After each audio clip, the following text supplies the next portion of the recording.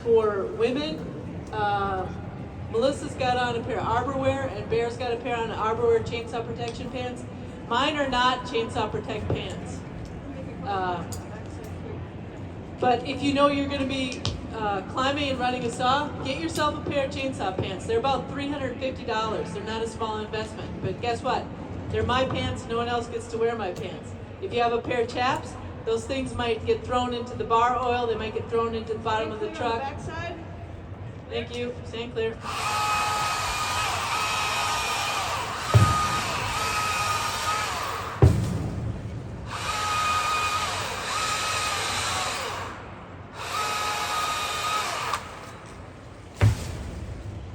One more.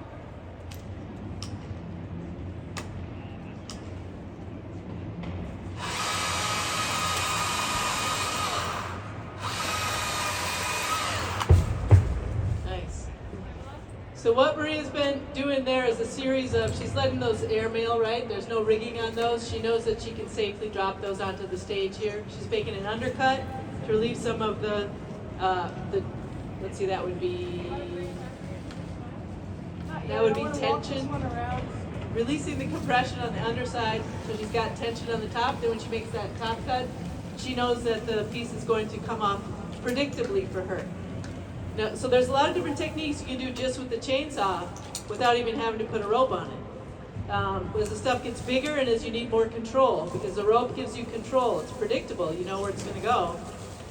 Then you got to start putting the line on all the pieces. But it's definitely faster, more efficient as long as you've got a skilled chainsaw operator to do those cuts without rigging. Sometimes you'll need to do a few cuts in the tree before felling the entire tree, and that's on a case-by-case basis. How do you know? You have to rely on your experience, and you have to build up that experience in a way that doesn't land you, in the emergency room. And so, in the arborist industry, a lot of people, it's your first day on the job, and your second day on the job, you get handed the chainsaw, and you're like, cut that stuff up. It's a big gap in our industry. Just being a skilled chainsaw operator is one thing. Being a skilled climber is another thing. Being a skilled lift operator is another thing. And then we're asked to combine all of those things, and it's freezing rain, and we got the new guy. I'm gonna drop a couple small ones in the front. Just hand carry Over them. here? All right, thank you. Stand clear. And so it's really important to have this kind of good communication, with your crew. It's really important to have that scope so that you're hitting what you're shooting at.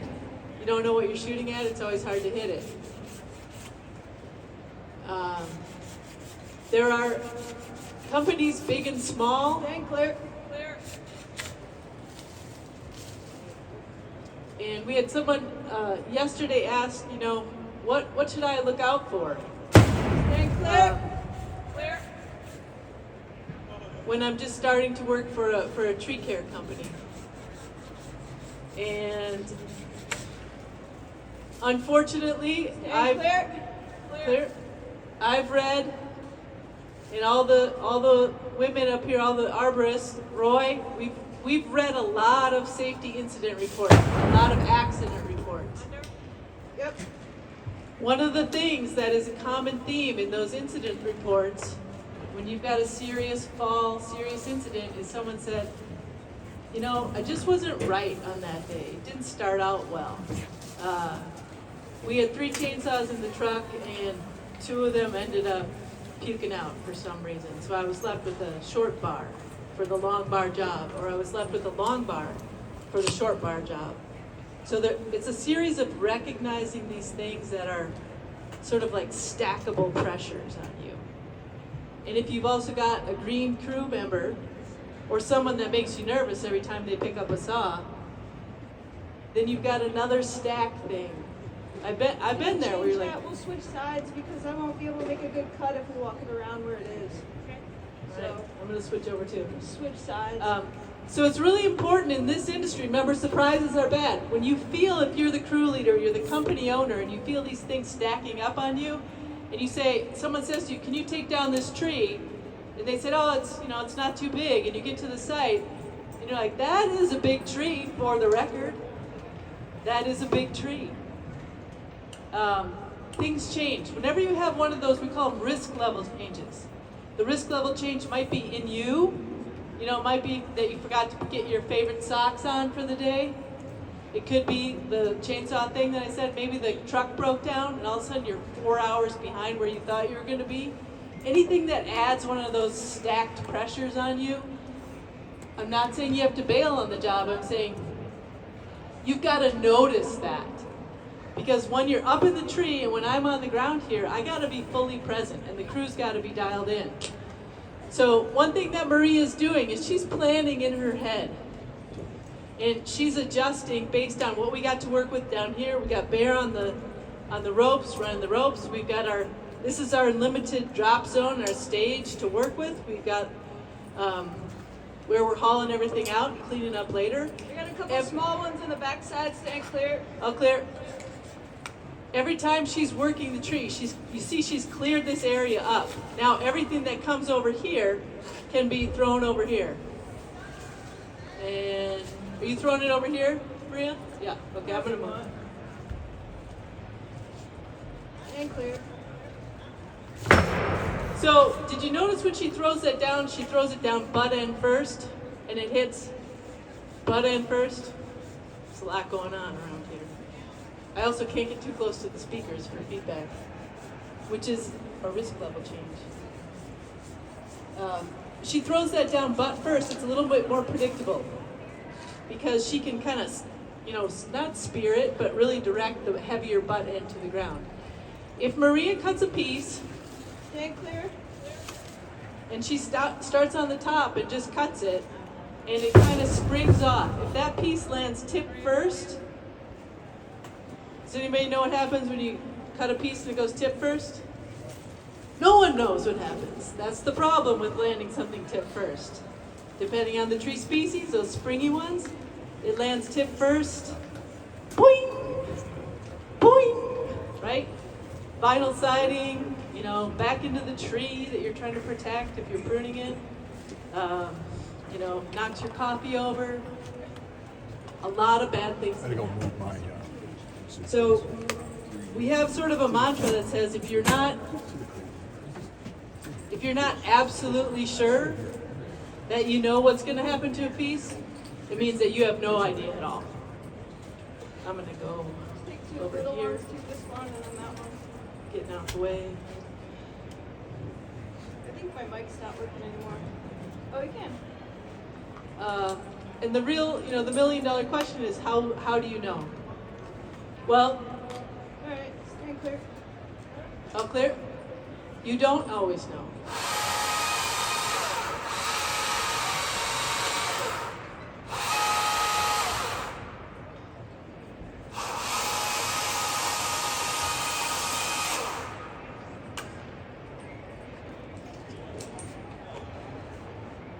Come here, Bearsky. So there's a lot of different ways that you can take this down. Maria, this is a very controlled. There's no surprises happening here, right? That's a beautiful thing. If you go all day, this is not like the show Hot Sauce. We're not into that kind of drama. I want a safe, fun, competent crew. I want to go home and do my own fun things. Very predictable. There's a lot of different ways that Maria can run that saw that's going to dictate which way the wood is going to go. A lot of that depends on the tree species, the time of year. During the springtime, if she's cutting, the tree's going to react differently because the sap is running, sap is flowing. So it's a lot easier for those tree pieces to peel off. You can use that to your advantage if you know what's going to happen. There's a cut called the peel cut.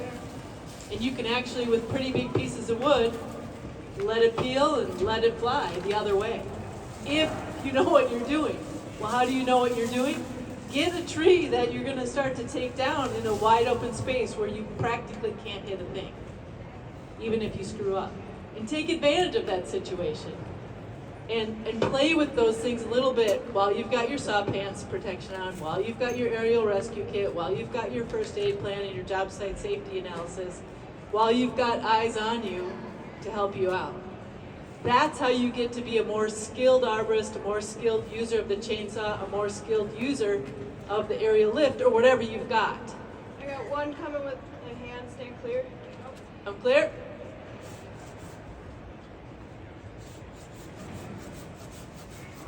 Now, we do have a distinct advantage in this operation, which is we've got the best tie-in point that you could ever have.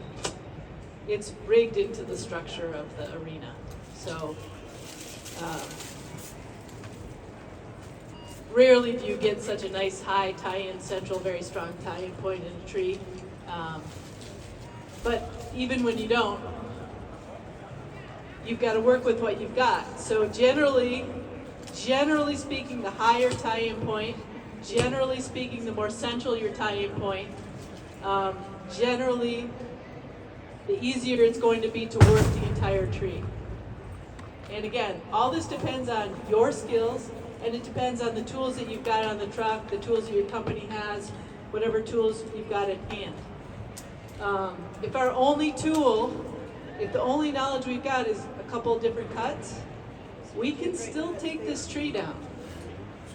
It just might mean that we don't get to do, some more advanced rigging on it. You can still make money. You can still have a safe, fun day. You can still be competent with the skills that you've got. All right, stay clear, coming your way, Rob. Which, over here? Yep. Great. It's a very dynamic work zone here. We're cooking along. I'm just going to hinge this so it goes into the space that I just created. And I took that bottom one off because I probably could have hinged it hard enough to clear it, but it's always nicer to not deal with that if you don't have to. If you could just hand toss something down. All right, you good, Bear? Clear.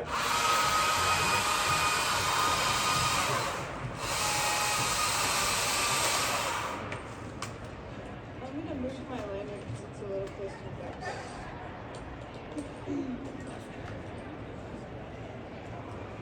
So did everyone hear, Maria, it's just nicer if I don't have to deal with it? Man, arborists, we are the laziest people you will ever meet.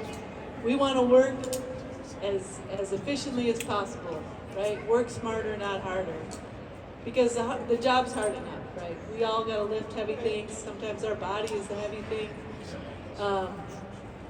And so what happens is,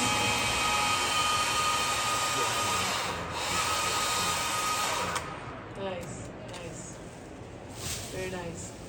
The more skill that you've got, the more experience you build up, the more familiar you are with whatever species of tree you're working on, and the tools that you've got in hand, the more that this stuff becomes, like the second nature. The more you've got your team working together, the easier it gets.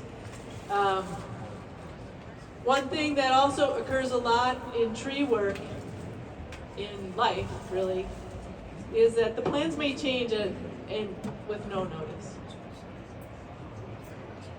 If the plans change with no notice, a lot of times our first reaction is, right? Are you kidding me? I'm gonna fight you. I don't want my plan to change. Or it's a major stress response. No, I'm running around, my hair's on fire now. I can't do that because then I can't get my I can't do my hair appointment, and I can't pick up the kids, and then I can't go fishing with my buddies because everything is ruined now. Right? We're humans. We react those ways. That is something we all have to acknowledge, and then we have to get over it. We have to get over ourselves. We got to figure it out with our crew, because in tree work, that's almost a regular occurrence. You go up into that tree, you see some bad structure. Oh, that piece is cracked. Oh, it's got emerald ash borer damage on that side. The strength is compromised. Oh, did you know there's a family of 6 raccoons living in that cavity? Yeah, I just saw them. 12 eyes looking at me. And so it's really important to develop this with your crew and have that relationship with the client and or the boss or bosses, to be able to say, I got you, I got nowhere to go, is to be able to say, hey, something has changed. hey, well, you pruned that tree last year, why can't you prune it again? Or you pruned it 5 years ago.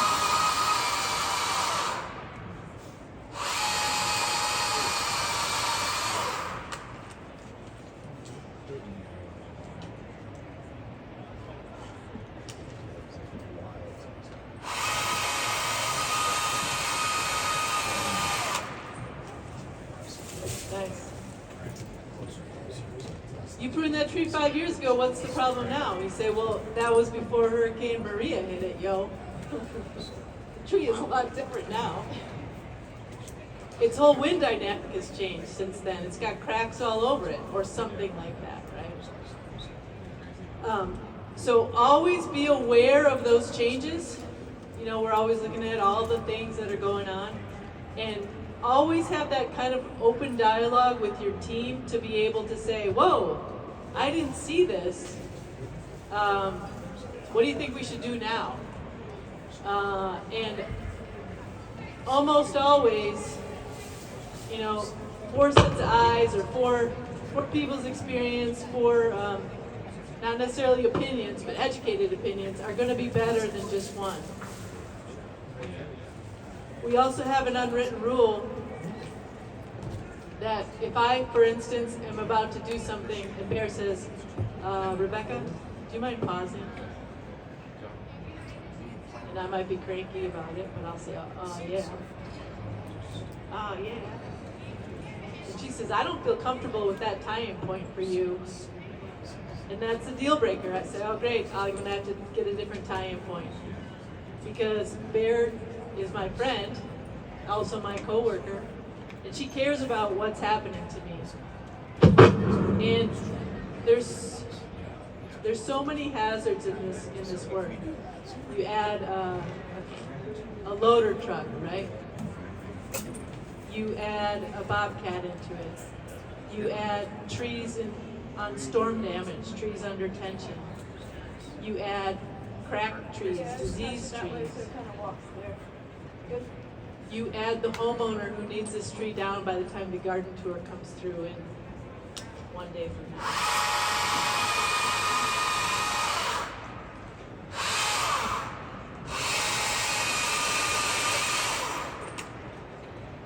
Becky, you want to talk about like why I might make a narrower notch right here? Right here, okay. You are making one now? Why wouldn't I make an open face notch? Why am I making it narrow? Way to go. Right, so Maria,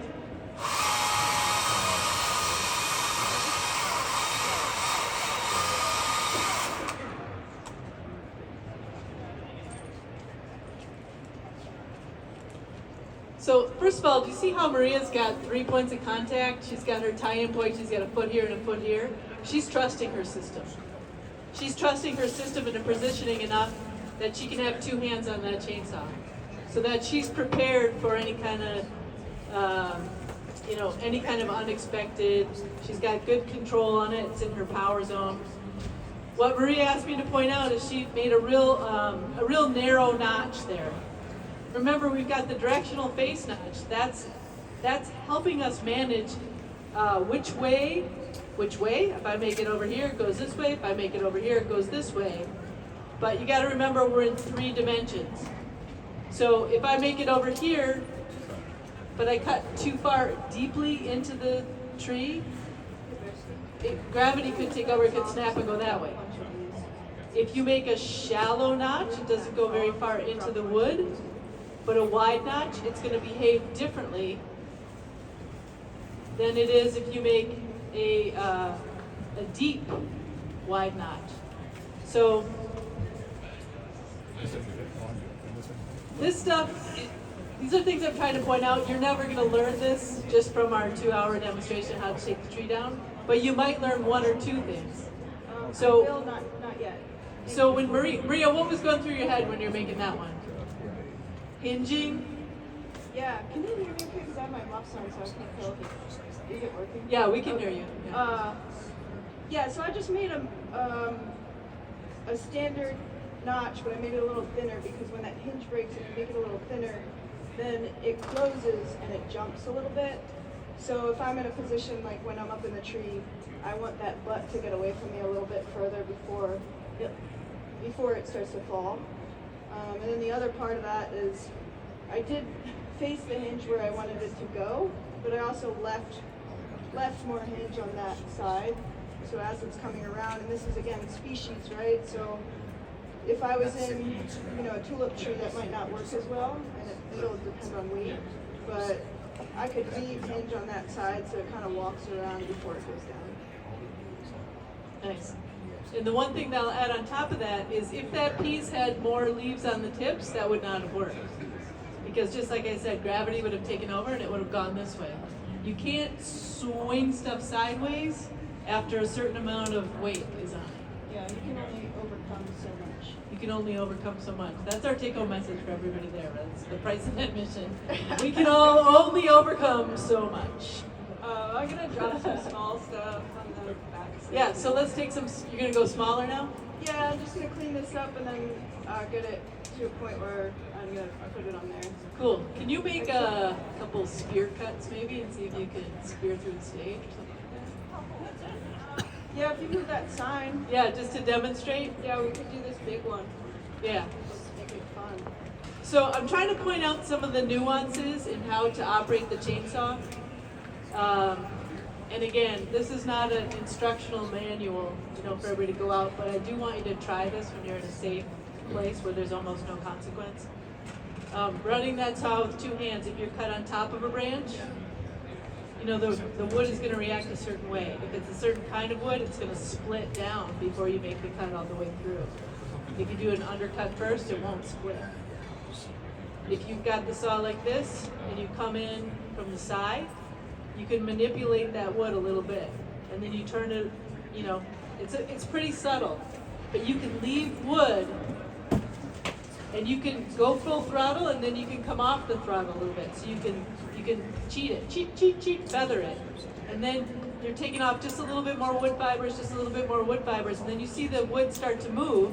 Well, then you can turn the saw off. You've now eliminated one of the most hazardous parts of the job, which is a running chainsaw in front of your face. Every time you can do that, that's a win.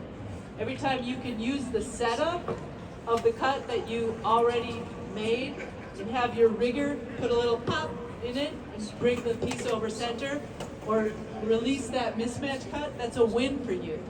You're going to increase your safety every time you can get that stuff away from your face.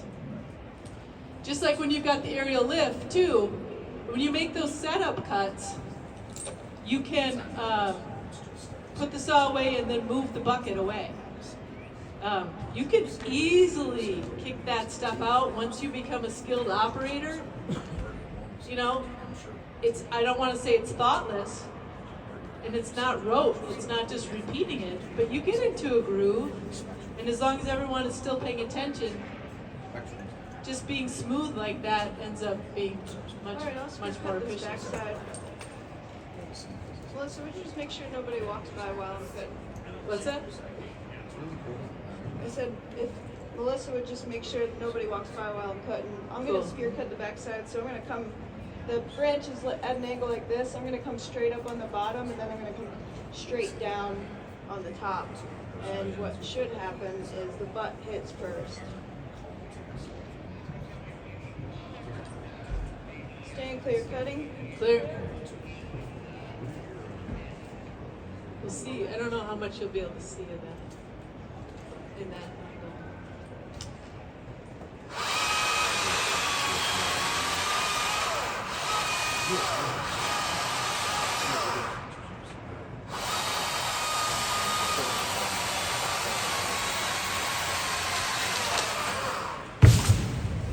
Too much weight on that. Yeah. So that didn't work. That's an accurate real life reflection. And you heard what Maria said. She said, "Oh yeah, it's too tip heavy, too much weight on the end." Perhaps with a maybe with a gas powered saw running at full throttle, you could have made that happen.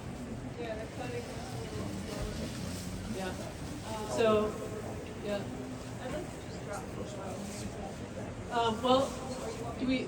Let's do some hinge up because we don't have that much left. So hinge up, negative. Yeah, we could do both of them. Yeah.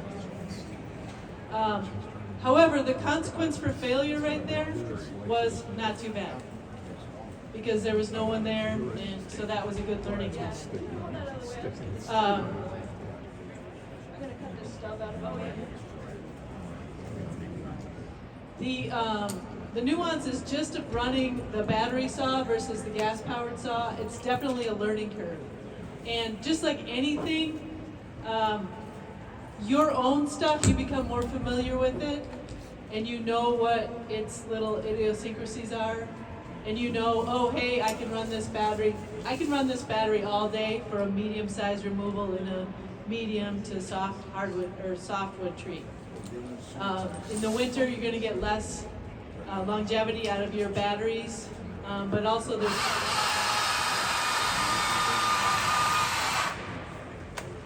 there's fast chargers. So not only,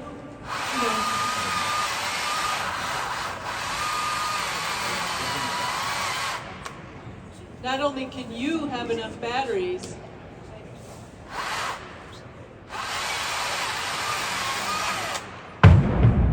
but a lot of times you can take that fast charger with you and plug it in at a client's house, and then you don't have to worry about having mixed fuel, over the pickup truck. Or you also, hope everyone is noticing that our environment here is, for all intents and purposes, it's pretty quiet.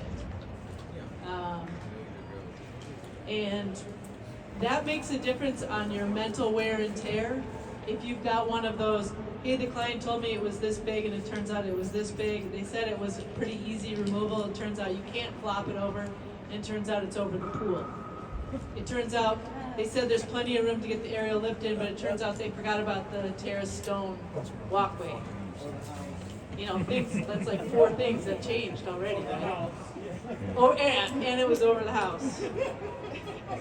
And they were hosting a wedding the next day. Yeah. Tomorrow. Get the job when construction is happening, and then we come back. Right. And the wedding coordinator said it had to be done. Yeah. It's really never the consulting arborist or the sales arborist's fault, because probably something changed since they were there last. Like probably the tree put on 10 feet of girth or something. Those damn wedding coordinators. We call that, what do you call that? Vertical accountability? There you go. One thing I would like to say is we've had people in the past say, well, where do you learn all this? I don't know, I'm still learning myself. You all are still learning? Every day. I learned from these arborists. I learned from arborists that I talk to everywhere. I learned from arborists that when I'm teaching them, I learn new things all the time. One of the benefits of working for a large tree care company, an employer who's got a real commitment to safety and to training their new employees, like Davey does, it's a benefit. Thanks, I'm gonna go over here. It's a benefit because, a small family-owned company's got some benefits where you know everybody, it feels like a family. I'm not saying that's a great place to grow. Sometimes you'll outgrow that. It's good to know what you don't know. So remember I said I have to read a lot of incidents where someone gets hurt or equipment gets damaged or both. A lot of the theme in there is that someone felt something wasn't just right. Well, another one of those themes is that they had no idea what wasn't right. They didn't know what they didn't know. And they didn't know because no one told them not to put their foot on the chipper tray. Unbelievable as that might sound, they got sucked through the chipper because they put their foot up on the chipper tray to try and jam stuff into the chipper. Just for the record, don't ever do that. Chipper training is something that's mandatory to happen on the first day on the job if you're going to be operating a chipper. If you find yourself working for a company that doesn't take things like that safe work practice seriously, you're out of there. And those are things and benefits that you're going to learn from if you're in a company that takes those things seriously. Already. What are you doing here? What was that? You're hinging up. I'm gonna hinge that way. I mean, it kind of goes vertical down here, so it's gonna be that way, not so much up. Check. I'm gonna get rid of the stub just so nothing gets stuck on me. Right on.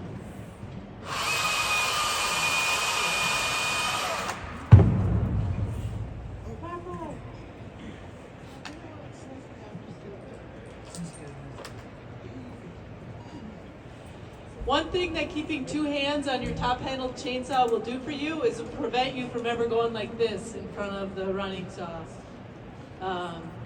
That's how people get this injury and also the injury on your palm of your hand, is by you drop the hedge trimmer and you reach to grab it.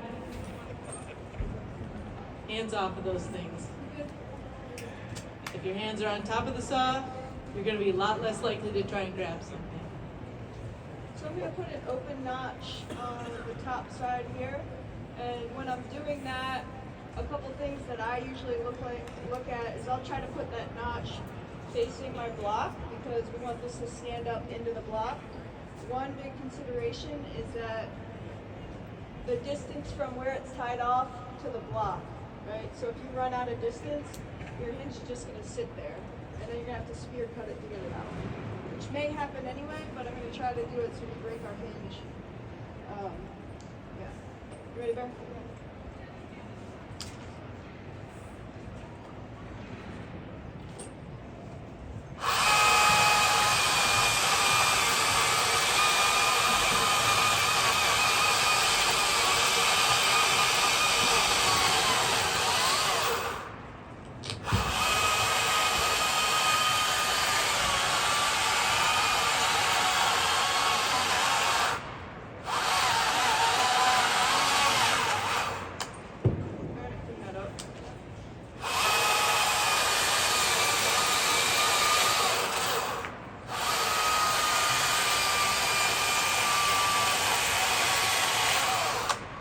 Maria, do you mind pausing for a moment, please? I'm gonna,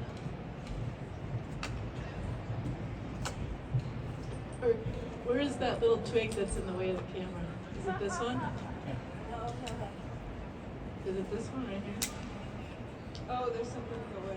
It's right in the way of showing your notch. This? Oh. Remember, if we were pruning this tree, we'd be concerned about a lot of things, but unfortunately, this is a dismantle. This is destruction, this operation. So, deconstruction. Can everyone see now the notch there? Better? Yeah. You don't quite have the depth perception of it, but she's got a pretty open face notch. And the reason for that is she's now got a lot of movement that can happen on that piece. I'm going to get out of the way over here. Over here. Thank you, Maria. I'll clean it up a little bit more.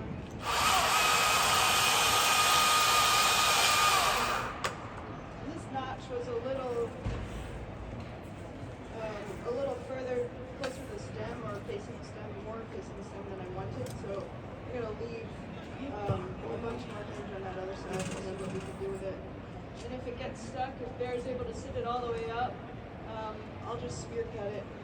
But the idea is that we're basically this is called static ripping because we're taking most, if not all, of the potential force out of the piece. All right, ready, Bear? Ready?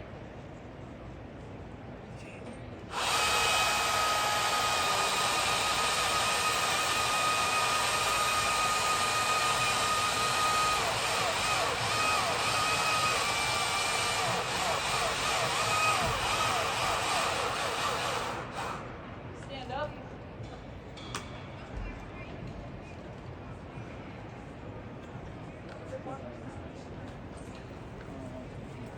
Let me know if you want to. Yes, it's just,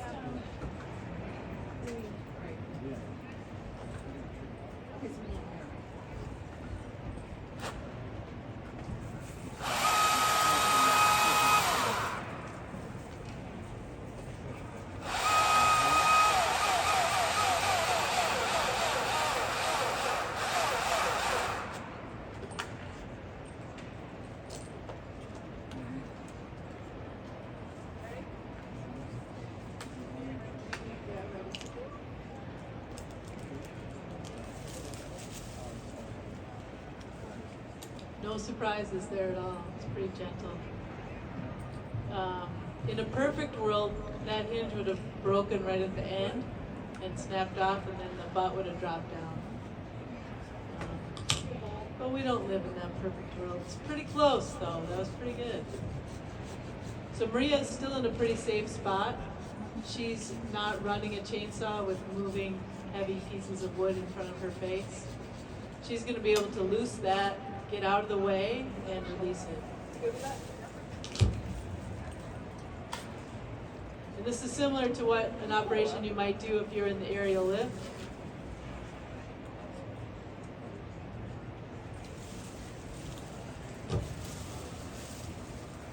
You want two on?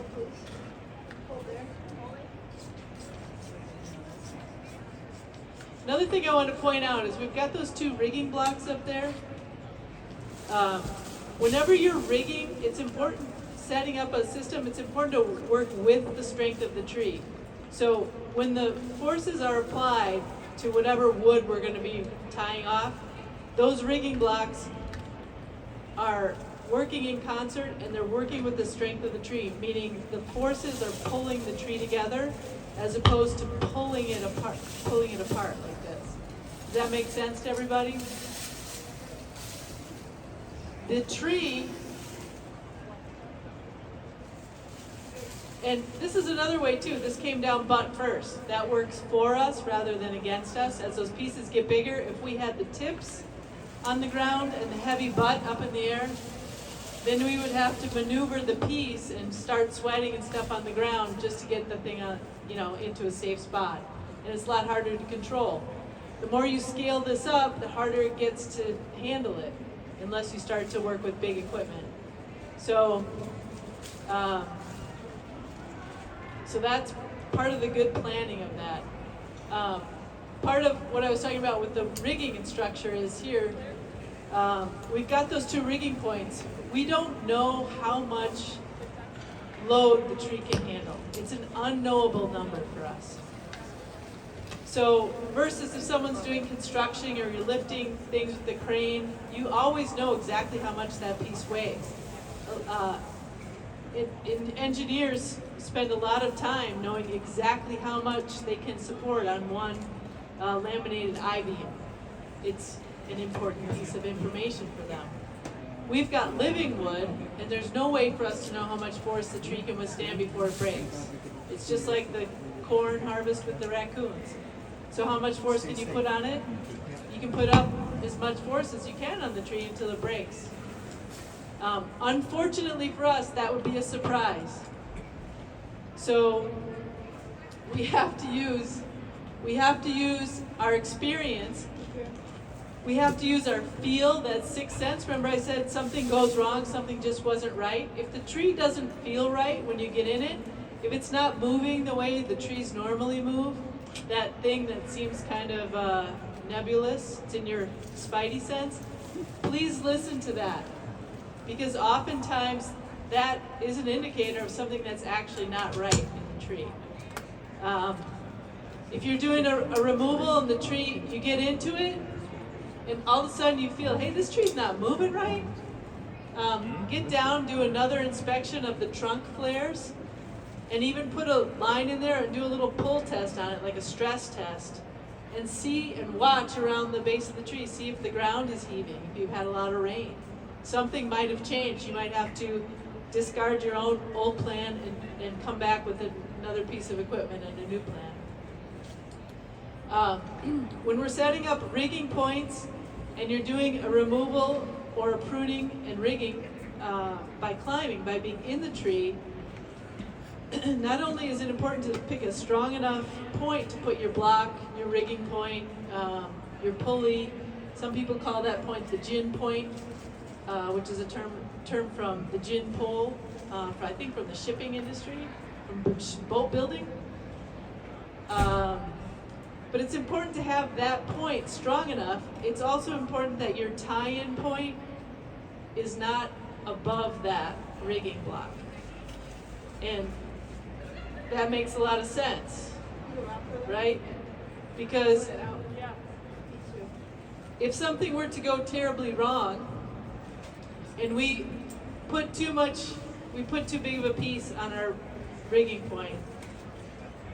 Or we didn't notice a defect in the tree and the rigging point blows out, you blow out the top. You don't want to be tied in above that point that just broke.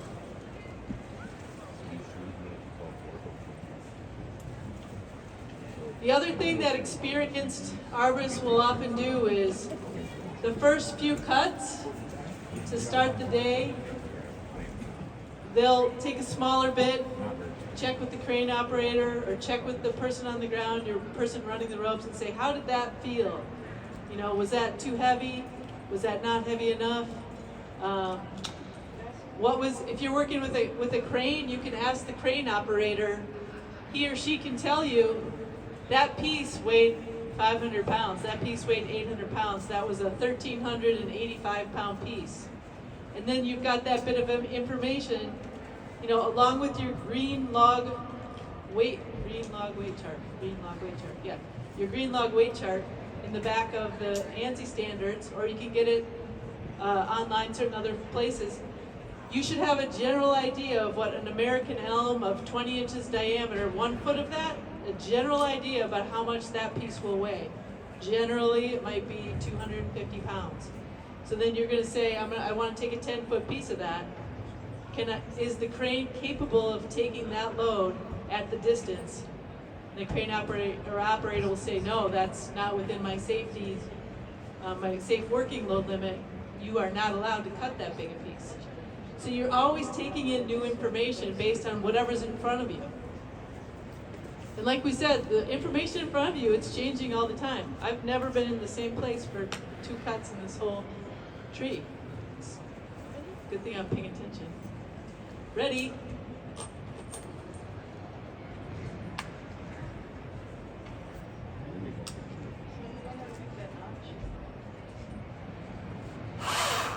I'm going up. There's a split here, so I'm just gonna go above that, so we don't have variables.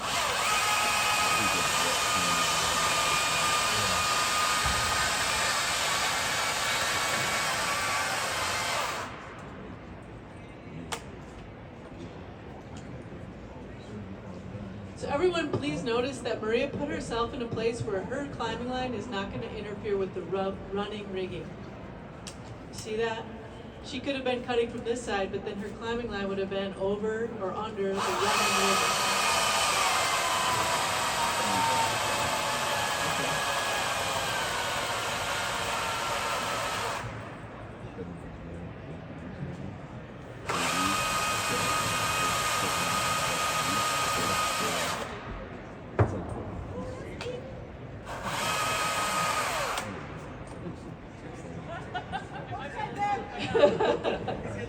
That's a pretty deep notch. Yeah, there is definitely holding up right now.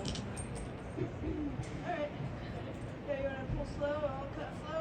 We'll talk about it.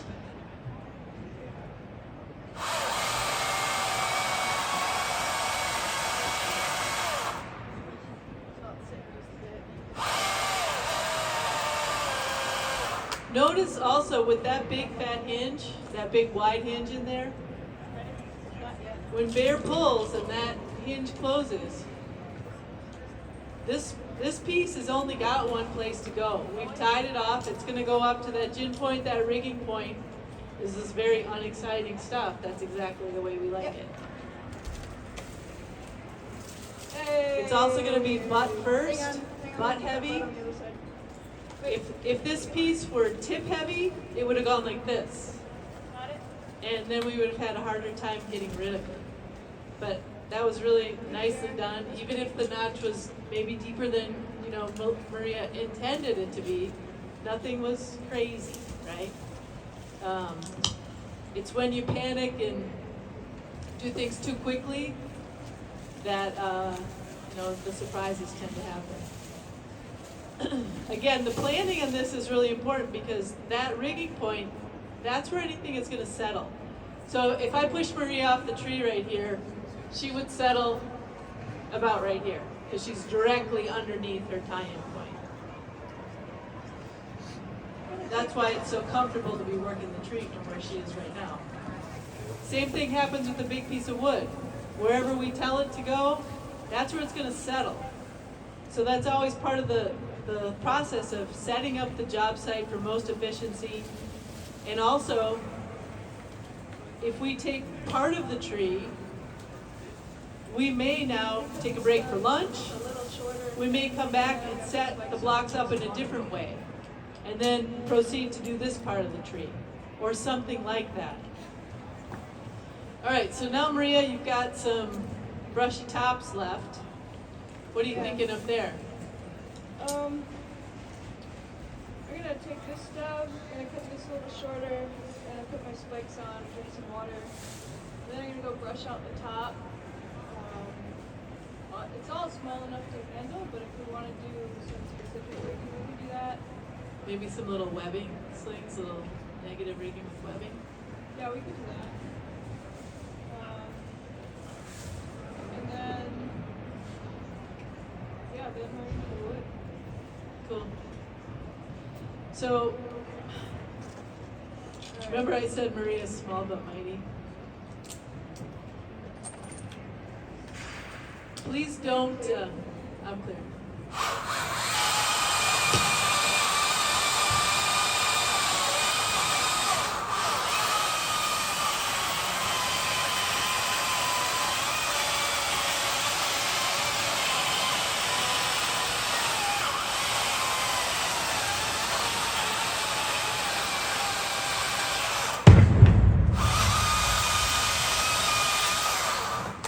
That's not how I make tourniquets, but I do not want to leave anything here because we're gonna have that brush and the wood coming down, and it's brushes go off into the stub, something gets stuck on it.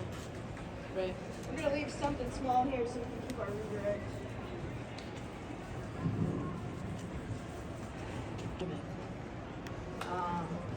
And I'm just going to mention it just as that because as an industry that doesn't have that many women, I just want to encourage people, if there's a woman who might be interested in doing this sort of work, she's probably already jumped through enough hurdles just by saying that. And that person deserves a chance because that's the sort of person that's got the sort of grit. Sorry, Rex, one cut.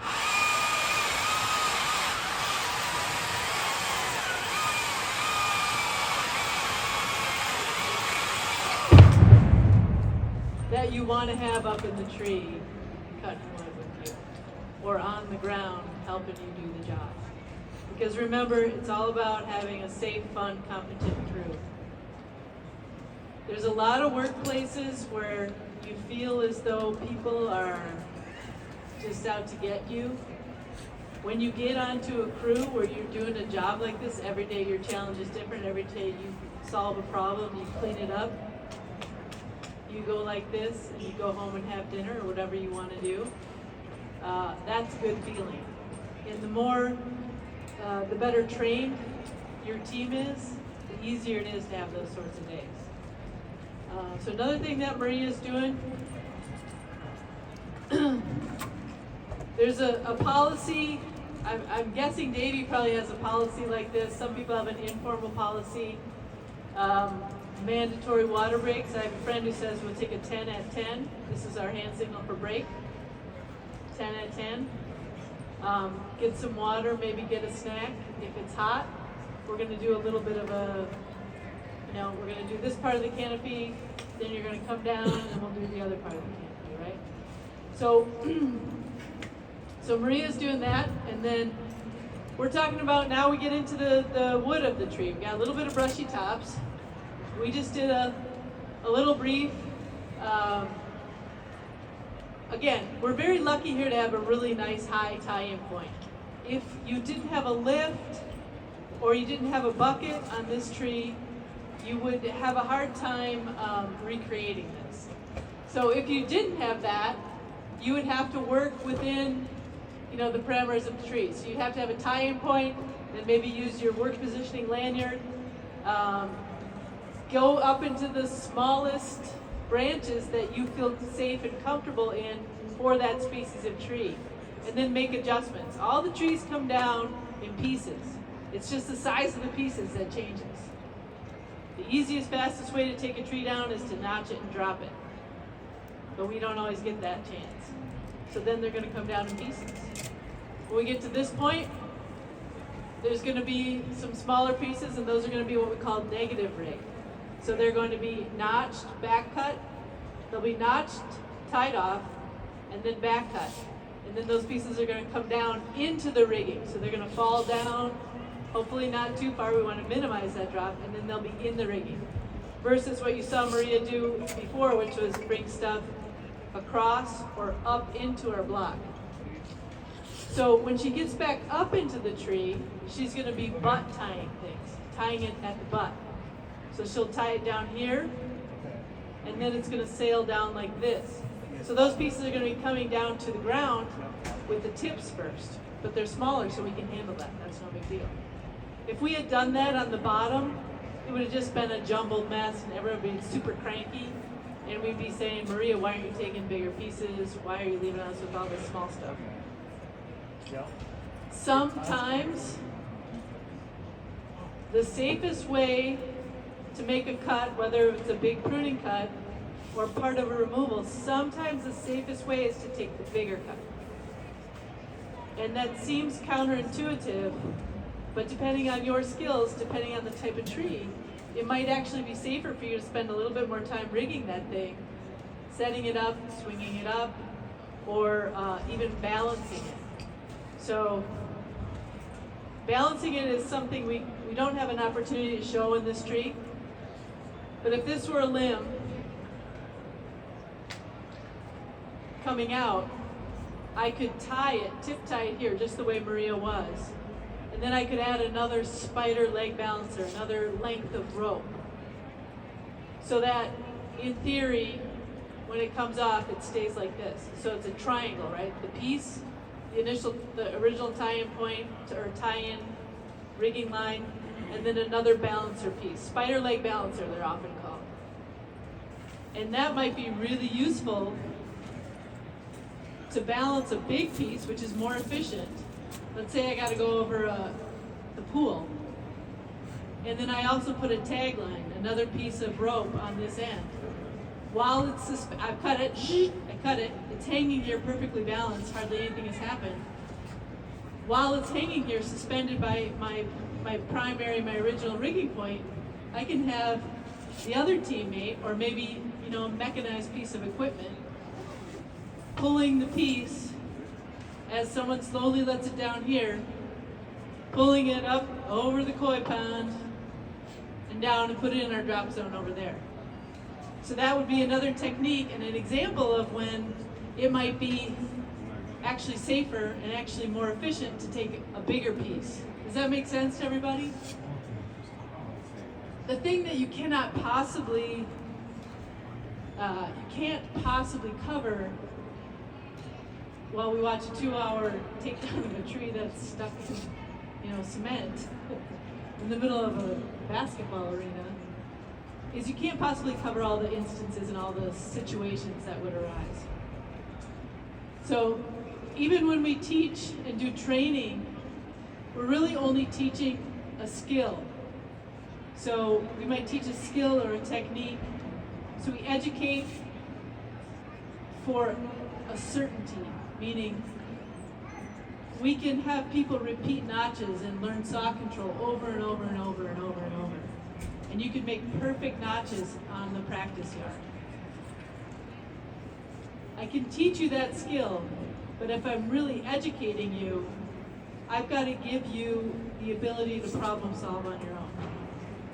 So we educate for certainty, but we live in the world of reality. And so you've got to learn to apply those skills.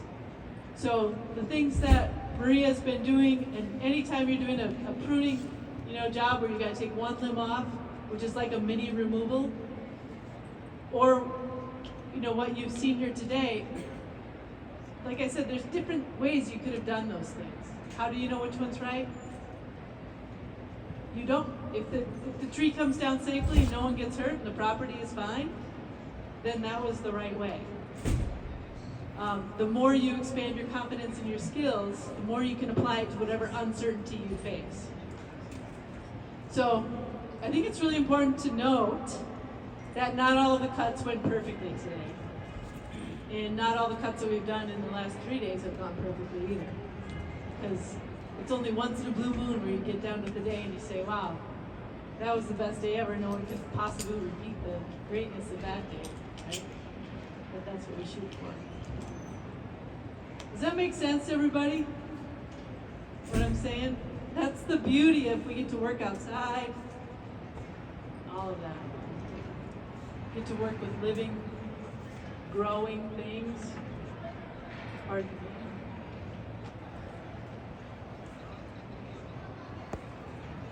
So now, Maria has put on her climbing spikes. Climbing spikes, sometimes known as gaffs, sometimes known as climbers, sometimes known as climbing aids, sometimes known as hooks. They have a lot of names. Similar to a line person's hooks, but not the same. The ones that she's got on are ergonomically designed. The old-timey spikes were straight up and they were knee bone killers. These have an offset on the shank, which allows her knees to have, it takes the pressure off of her knees. So it's one of those cases where the gear you've got actually does matter. So spending a long time in those particular spikes, I think they're $500 or $600, aren't they? Yes. Yeah. They're not cheap. But if you're going to be doing a lot of removals, and or you can afford it, and or you want to preserve your body, then that is a worthwhile investment. Hey, Roxy. Hey, Alan, the spikes are a great tool, and if you're doing removals, then you should definitely have a nice set of spikes. It is a different technique, so she's going to have to put her weight into the interface of the spikes to the tree. And although she still has that really nice tie-in point, in real life that tie-in point would be going away because we'd be taking. Finish the stuff we're going to do on this side. So I want to do that in these two.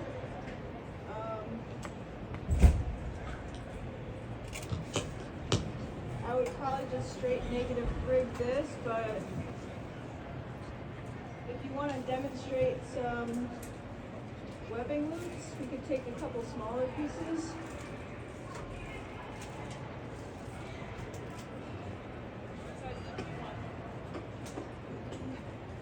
I like the smaller ones, please.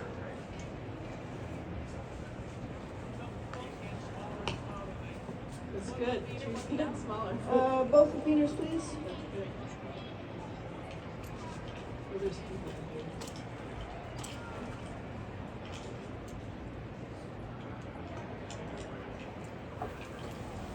Hey, Melissa, can you grab a steel beater for? So one of the things that you might be hearing us in the background is, so we call it fit for purpose. So is the equipment appropriate for the job at hand? And so Maria's going to demonstrate like a mini negative rigging. Where, so if you've got a webbing sling or webbing strap that's rated for, how much, Melissa, how much are those rated for? 42 kN? All right, so we can take a piece, what, up to 400 pounds? No, 200? All right, it doesn't, what matters is that you know what equipment you've got. So 42 kN is high. I don't actually know what that is in pounds, but Melissa's looking it up for me. 9,408 pounds. We're not even going to come close to ever taking that amount of weight on a webbing sling like that, but that particular webbing sling is made by Kong. Is that a Kong one? So it depends on the manufacturer, and they will have it listed on a tag what it's rated for. Now we downgrade that to our working load limit. So for instance, if a rope is good for 6,000 pounds, we never really want to take more than about 600 pounds on it. That rope is our rope for small to mid-sized pieces. When we move into larger pieces, we upsize our rope, a rope that is good for more weight. If we're gonna be doing a lot of dropping stuff into rigging, we want a rope that's got a little bit of stretch for it. Not a rock climbing rope, but an arborist rigging rope. And they'll say in the name, dinosaur, polyzor. They're meant to absorb that dynamic force when you start to take big wood. So the rope itself will have a little bit more stretch and it'll absorb some of that force, which is good for the rope runner. It's on the ground. The person running the ropes is also good for the person in the tree to minimize that shock load on your person. So what we're going to show here is that you can, with a pretty inexpensive web loop runner, webbing sling, loop runner, and a steel carabiner. So usually you've got, you separate your rigging gear and your climbing gear so that one is not used for the other. A relatively inexpensive, quick and dirty setup of a couple of webbing slings and a couple of steel beaners. You can do a lot of, you can make a lot of money that way. You can get a lot of control out of that. It might be something that you just want to be able to rig off and then make the final cut with the handsaw or the chainsaw, and then you can put your saw away and then you can handle it. It could be that small. Or it could be something that you'll put a rope on, you know, I don't know what all the scenarios are, but those webbing loops are very versatile pieces.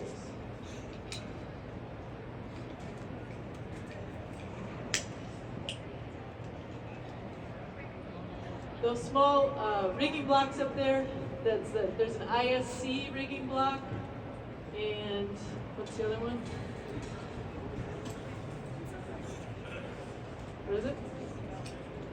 Oh, the other blocks gone. Okay.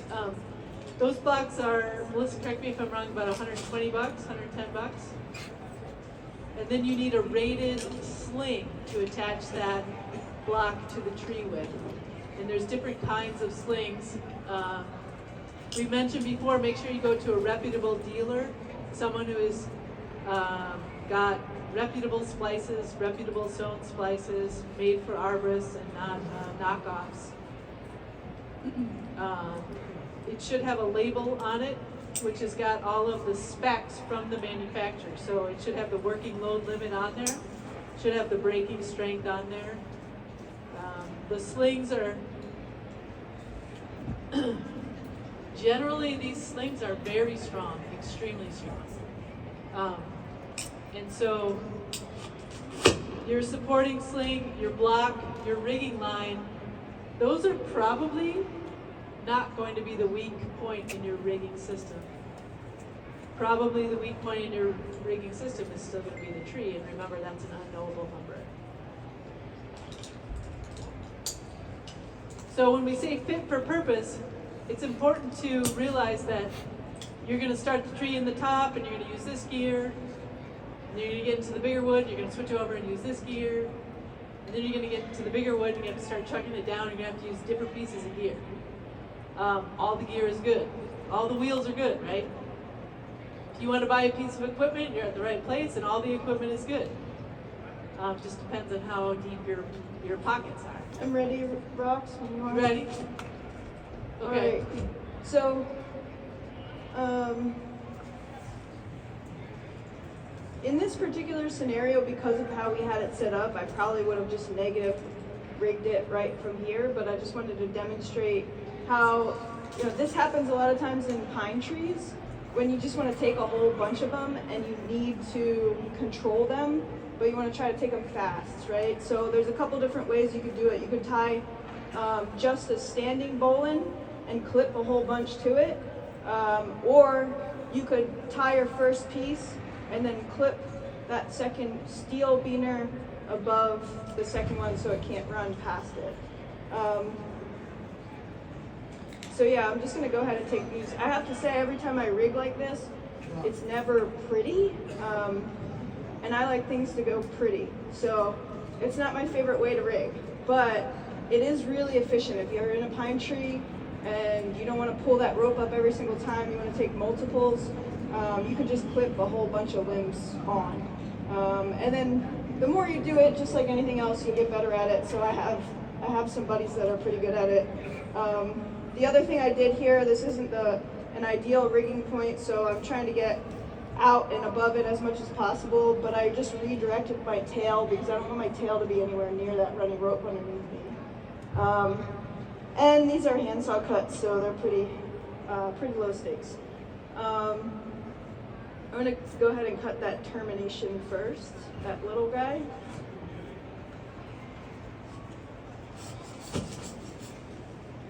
You ready, Bear? Just hold, please.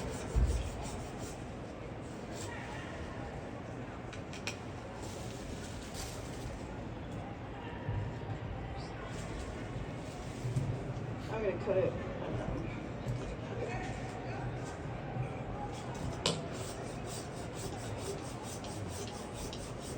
Coming down a little bit.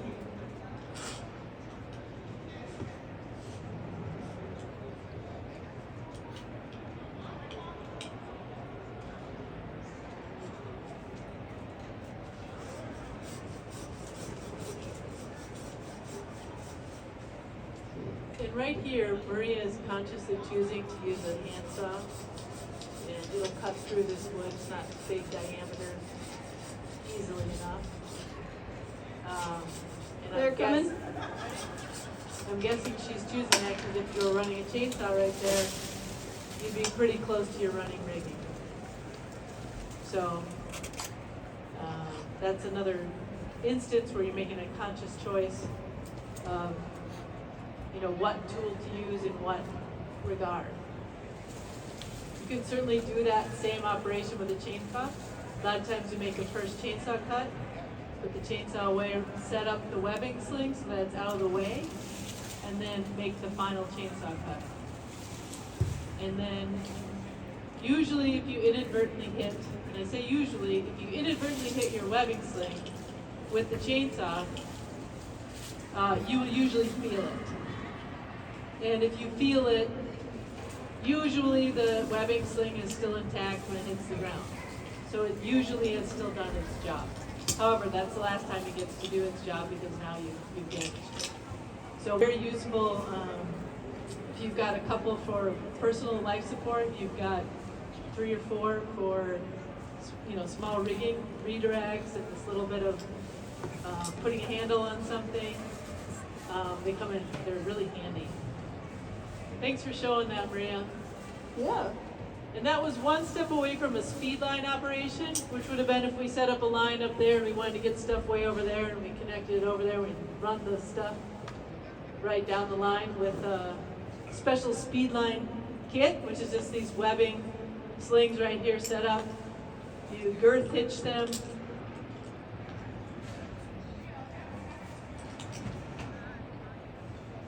Around, clip them onto the line, zip, cut the branch, zip it down, cut, cut, cut, zip, zip, zip, zip, zip.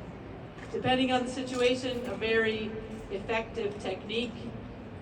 I should mention that if you're doing things like that, remember you're changing forces. And so in order to get that speed line taut enough, you're putting force on the tree.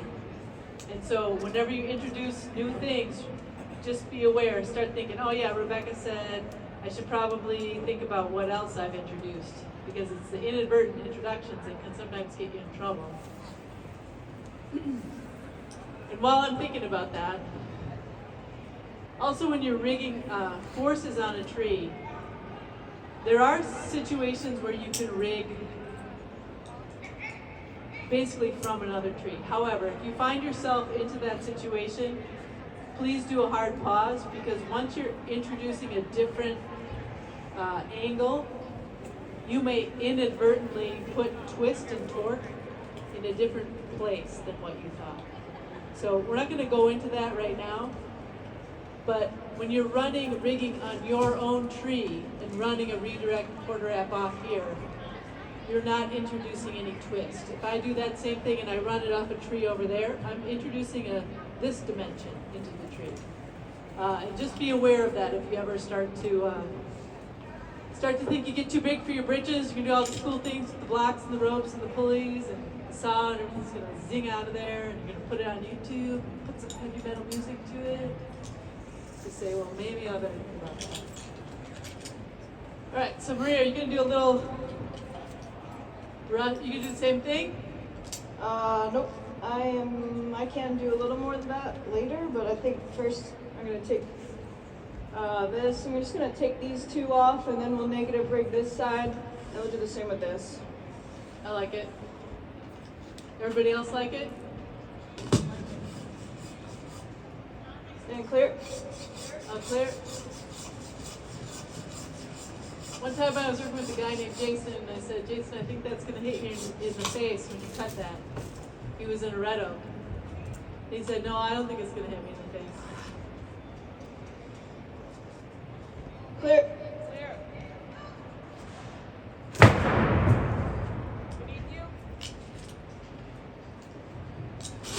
There's not much I could say after that.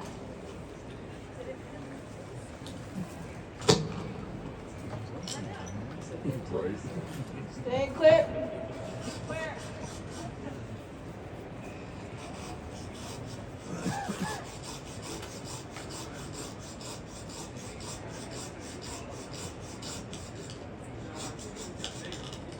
So one trick that I'm going to share with Maria, Stand clear. all clear, is that when you're doing that hand cutting, if you hold a piece like this with your palms up and you're cutting, once it comes off, it does this. If you hold it like this, then it's like this. And that's one of those simple things that, I don't know that because I'm smart. I do it because I ended up with a really heavy piece of something too many times before someone else told me, hey, Rebecca, if you hold it like this, you're not going to end up in that spot. Breaking your wrist off. Another interesting thing is that, do y'all have a lot of Austrian pine around here, or any Austrian pine? So they're non-native pine in our area, and they look very similar to the native red pine. So when I was in my younger arborist days, I made the very grave mistake.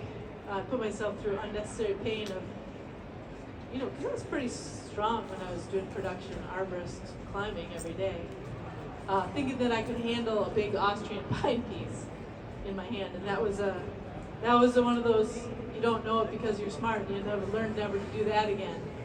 That I was in some world of hurt trying to hang on to that thing over the garage. So knowing your species is super important, because henceforth, I have never underestimated the weight of Austrian pine. If they were red pine, I could have easily hung on to that piece.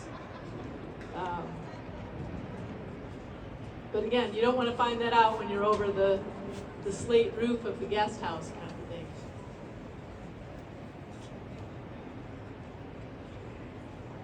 All right. You're gonna put that notch in first.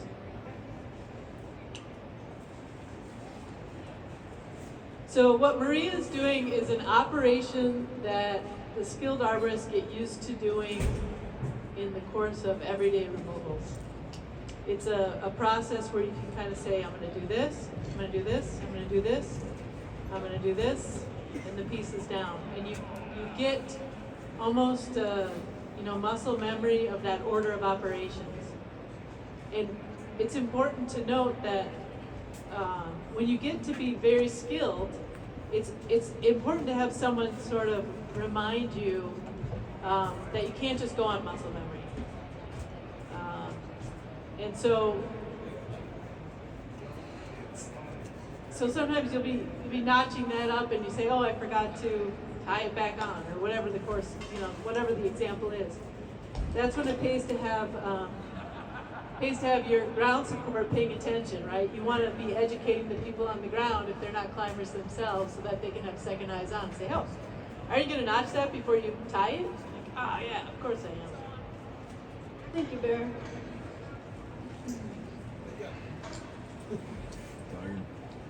We're also I don't know if everyone else can notice this, but there's a hard spot in the tree when you get to the brushy tops. You're like, man, I've been doing this for hours. It seems like it's taken forever. I just want to get those darn brushy tops out so I can start taking down the wood. There is a natural lull right there. And it's important to notice that, and if you need to, if that's the time when you need to take a break, or if that's, hey, maybe we should take lunch, we should take water, send up a snack. I've noticed, have you all ever noticed that right at that point, you're like, oh man, seriously, I still got that left before I can get into the woods? I'm gonna go ahead and make that notch, Bear. Check. Sorry, keep hitting the mic. You can see the damage that the spikes do in the tree too.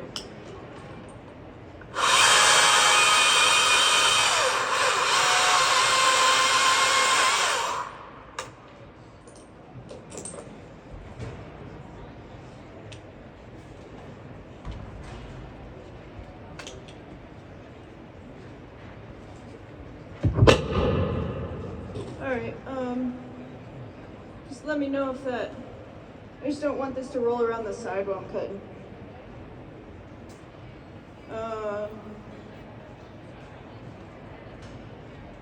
Alright, it's got about a foot to drop, so try to cut it slow.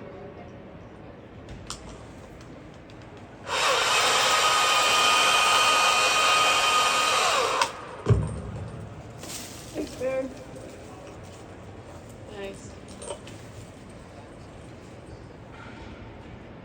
So that went very smoothly. If Maria had a sloppy knot on there, that could have slipped off, right? So that would have been a spot where surprises are bad. So she's tied how many bowlines today already? How many knots? I always want to drive home the point that every time you do one of those operations, it's an independent operation. Just because you've notched a tree before, just because you've made a cut, just because you've climbed past a part, doesn't mean that you can become complacent in that. We call that normalization of risk. It's a thing where you've driven a car for so long that you could probably drive it with one finger. But if you go think back to when you were 15 and a half and you first got your learner's permit, you're not driving around with one finger, right? It's the same thing with anything that's got to do with hazardous, running equipment. Thank you, Bear. We deal with spinning blades and heavy machinery, gross vehicle weights of, 30,000 pounds and over, 32,000 pounds. Hooking up trailers, running in between trailers and trucks, running with chains, all those things.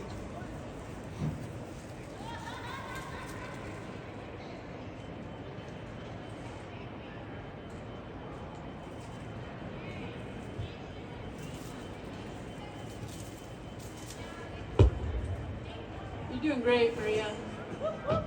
Looking good. Thanks. She looks smooth up there, don't you think? What? Everybody? Yeah. She looks good. Yeah. I'm gonna make Very a notch, smooth. then I'll take that slip knot out, Bear. She's a very skilled climber, very comfortable in the tree. Maria has great body awareness. She doesn't have a lot of unnecessary movement.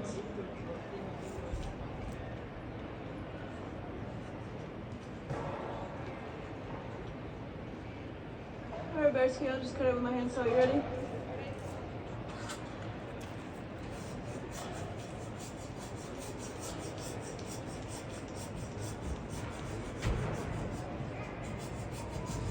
Coming. Nice, John.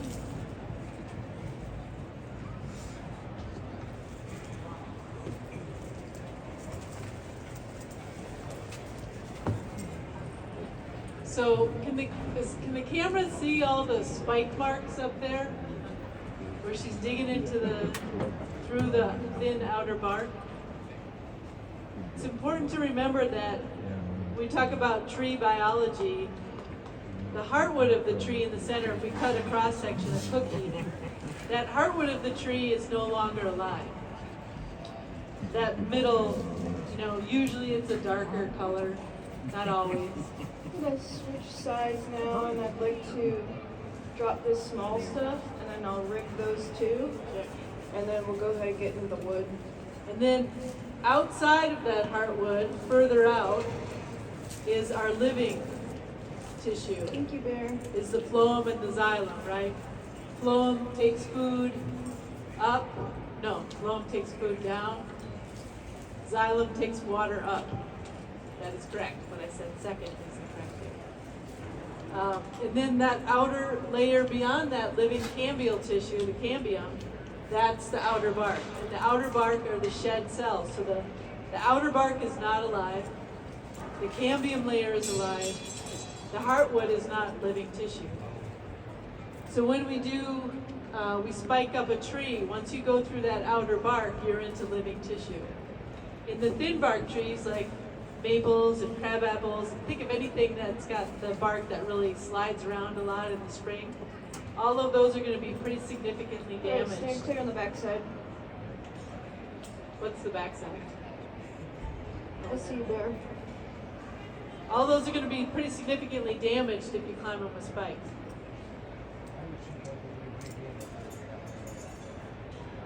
Right, that's a great question. So the question is, how would she stand up there if she didn't have that killer tie-in point? And the answer is, she would have to do a couple of adjustments. So Maria's got her work positioning lanyard, which is the white rope there. She would have to stand up a little bit more. She'd have to sit in there. All clear? That's a good spear cut. Staying clear.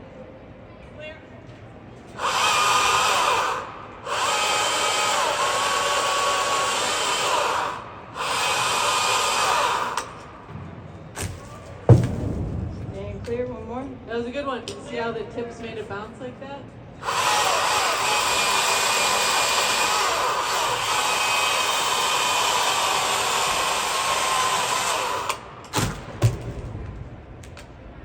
I'm gonna take one more. Under? Yes. When you start to get good and really sassy, you're the climber up there, you can practice putting all the butt ends right stacked together like that towards the drop zone so that your ground sets go like this. You start to get bored when you're doing tree work, see if you can up the ante like that. So the question was, if she didn't have that great tie-in point, how she would be able to do that?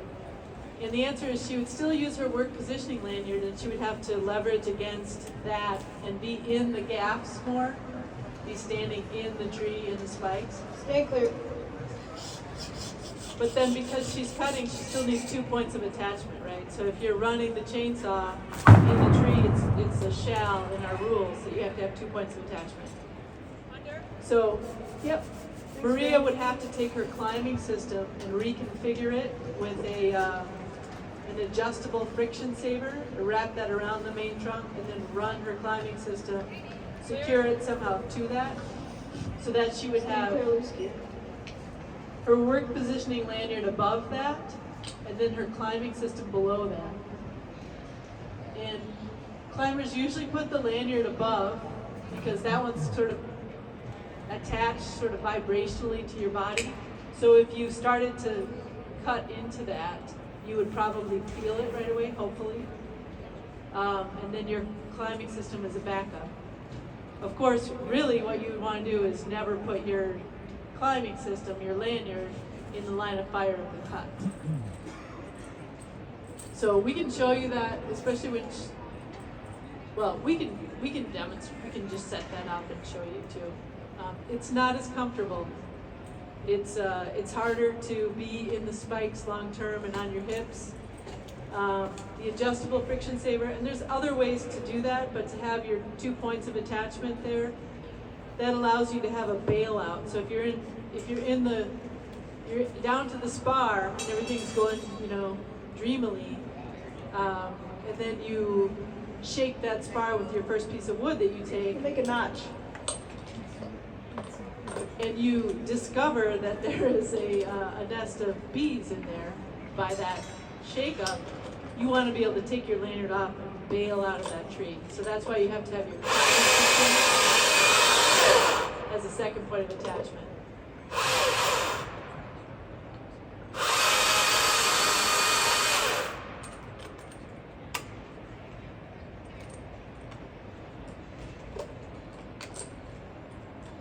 That is a great question, though. Thank you for that one.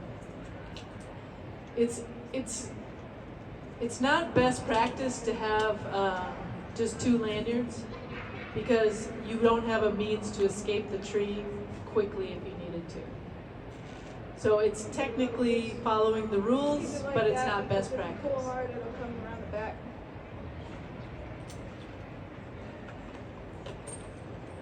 Alright. Stay clear, come in spot. Clear.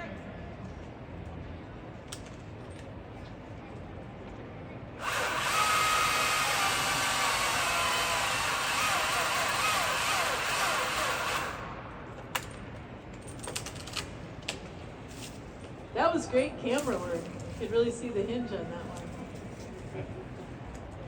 Look here.